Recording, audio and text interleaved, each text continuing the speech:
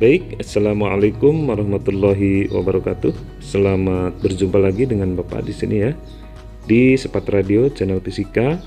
Kali ini kita akan membahas tentang gaya magnetik atau dikenal dengan gaya Lorentz. Nah, gaya Lorentz ini terjadi akibat adanya interaksi antara arus listrik dengan medan magnet. Nah, jadi karena adanya medan magnet, adanya induksi magnet, inilah yang menyebabkan timbulnya gaya magnetik atau gaya Lorentz. Untuk memperjelas atau supaya kalian lebih mudah memahaminya, mari kita ikuti ilustrasi atau penjelasan berikut ini. Nah, di sini sudah ada gambarnya ya. Konsep gaya Lorentz ini memakai kaidah tangan kanan. Jadi ketika terjadi interaksi antara arus listrik dan medan magnet, maka timbul gaya Lorentz yang arahnya seperti diilustrasikan dengan kaidah tangan kanan. Jadi di sana dilihat kalau arah arus listriknya itu searah dengan ibu jari, maka arah medan magnetnya itu searah dengan keempat jarinya. Dan arah telapak tangan itu menunjukkan arah gaya Lorentz-nya. Kalau dilihat dari posisi arahnya seperti itu, maka ketiganya itu saling tegak lurus ya. Jadi di situ ada alfa antara arus listrik dengan medan magnet itu tegak lurus juga ya, 90 derajat. Jadi kalau kita lihat rumusnya F sama dengan B kali I kali L sin theta, sebenarnya theta itu adalah alfa ya. Jadi ada yang pakai alfa, ada yang pakai theta, sama saja.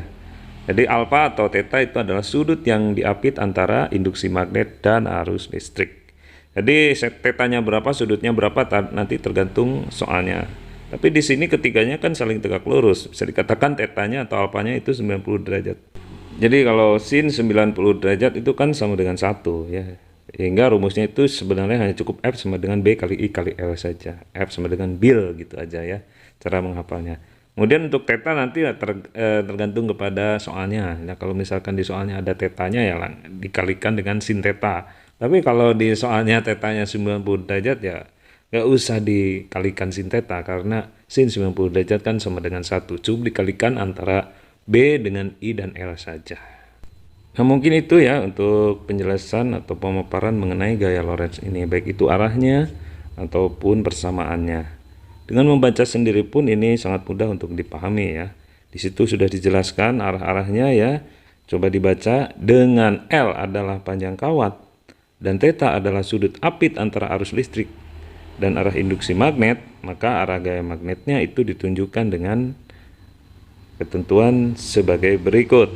Kalian baca ya. 1. Tangan kanan yang terbuka. Jadi tangan kanannya dibuka seperti itu ya. Yang kedua, jempol menunjukkan arah arus. Tadi sudah dijelaskan ya. Dan di gambarnya juga sudah ditunjukkan bahwa arah jempol itu merupakan arah arus. Kemudian yang ketiga, keempat jari selain jempol menunjukkan arah medan magnet. Jadi 4 jarinya di sana tertulis B, itu menunjukkan bahwa arah 4 jari itu adalah arah medan magnetnya. Kemudian telapak tangannya kan arahnya ke atas, sehingga tanda panah ke atas itu merupakan arah gaya Lorentz-nya ya. Itu ya, sudah jelas di sini, kalian baca aja sendiri ya. Kalau misalkan ada yang kurang paham, boleh kalian japri ke Bapak ya, lewat WA, lewat Telegram, ataupun kalian komen aja di bawah video ini ya. Nah, kemudian untuk lebih memahaminya, kita akan coba membahas satu buah soal mengenai ini ya. Nah, ini dia soalnya, langsung saja kita baca ya. Diketahui kawat lurus berarus listrik 2 ampere. Nah, berarti itu I-nya ya, arusnya 2 ampere. Kemudian berada dalam medan magnet sebesar 0,5 Tesla. Nah, itu adalah B-nya ya, medan magnetnya. Yang arahnya tegak lurus terhadap arus. Nah, berarti kalau tegak lurus sudutnya 90 derajat. Nah, itu adalah tetanya ya. Nah, jika gaya Lorentz yang bekerja pada kawat 2 Newton, nah berarti itu F-nya gaya Lorentz-nya ya. Maka panjang kawat adalah, nah di sini berarti yang ditanyakan adalah panjang kawatnya atau L-nya ya. Oke. Langsung saja kita lihat cara mengerjakannya. Nah, ini dia cara mengerjakannya. Pada soal ini diketahui I-nya 2 ampere ya. Sebetulnya fisiknya mudah saja, tinggal memindahkan angka-angka yang ada di dalam soal ke rumusnya gitu ya. Diketahui di soal I-nya sama dengan 2 ampere karena di sana dikatakan berarus listrik 2 ampere, berarti arus listrik adalah I sama dengan 2 ampere. Terus dibaca lagi, berada dalam medan magnet sebesar 0,5 Tesla, berarti B-nya 0,5 T. Nah, gitu. Yang arahnya tegak lurus. Nah, kalau tegak lurus berarti alfanya 90 derajat gitu ya. Kemudian jika gaya Lorentz yang bekerja pada kawat 2 Newton, berarti F-nya 2 Newton. Maka pertanyaannya adalah, maka panjang kawat L-nya yang ditanyakan. Langsung saja ke rumusnya ya. Rumusnya kan F sama dengan bil sin alpha atau F sama dengan bil sin theta. Di sini pakai F bil sin alpha ya, sama saja. Yang ditanyakan adalah L-nya, jadi L-nya disendiriin ya. Jadi kalau kita mencari sesuatu di keramaian, nah sesuatu tersebut disuruh sendiri, jadi kan kelihatan. Jadi L-nya suruh sendiri, jadi L sama dengan rumusnya dibalik aja. Jadi F dibagi sisa yang di sebelah kanan sama dengan. Jadi F di sebelah kiri dibagi sisa yang ada di sebelah kanan sama dengan F per B kali I kali sin 90 derajat ya. 90 derajat 1 ya, sebetulnya nggak usah ditulis sin alfanya karena 90 derajat ya. Ini cuma memperpanjang durasi aja kalau sin 90 ditulis ya. Sin 90 kan sama dengan 1, maka di bawah ditulis 1 ya. Jadi L sama dengan 2 Newton per setengah T dikali 2A dikali 1. Nah, jadi hasilnya adalah 2 meter. Udah ini sebetulnya satuan-satuan nggak usah dimasukkan ke dalam perhitungannya, hanya mau bikin bikin puyeng aja. Sebenarnya nggak puyeng sih kalau kita paham ya. Angka-angkanya aja masukkan ke dalam perhitungan, nanti satuannya ada di hasil akhirnya.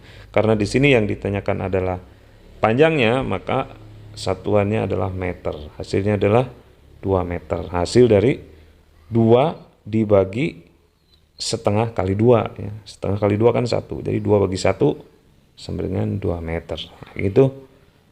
Cara menyelesaikan soal ini setiap siswa atau setiap orang itu pasti berbeda-beda caranya. Kalian pakai cara kalian sendiri yang menurut kalian cara yang tercepat dan cara yang paling nyaman kalian gunakan. Tidak harus mengikuti cara yang ini. Ini hanya sebagai contoh saja untuk mempermudah pemahaman.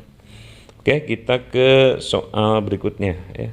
Kita bahas 2 soal saja ya untuk menghemat waktu dan kuota kita. Nah, ini soal yang kedua, langsung dengan pembahasannya untuk mempercepat ya. Diketahui sebuah kawat dengan panjang 1 meter berarus listrik 10 ampere. Jadi panjangnya 1 meter ya, L-nya berarti. Dengan listrik 10 ampere berarti I-nya ya. Jika kawat diletakkan dalam medan magnet 0,01 Tesla, nah berarti itu adalah F-nya ya, F-nya B-nya ya. Tesla ya. B 0,01 Tesla. Yang arahnya membentuk sudut 30 derajat. Nah, itu berarti alfanya atau tetanya terhadap arah arus, maka gaya magnet yang dialami kawat ini yang ditanyakan F-nya. Kalau ditanya F-nya langsung saja ke rumus naturalnya, rumus aslinya ya. Langsung kita masukkan ke rumusnya karena yang ditanyakan F-nya. Jadi F sama dengan B kali I kali L sin alfa ya. B-nya 0,01, arusnya 10 ampere, panjangnya 1 meter dan alfanya 30, berarti sin 30 ya. Jadi hasilnya adalah 10 kali 0,01 ya. 0,1 dikalikan setengah, sin 30 kan setengah.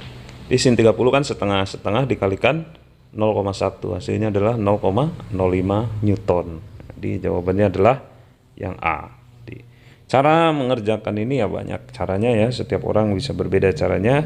Tidak usah juga seperti ini banget karena ini juga ribet, satuan-satuannya dimasukin ke perhitungan ya.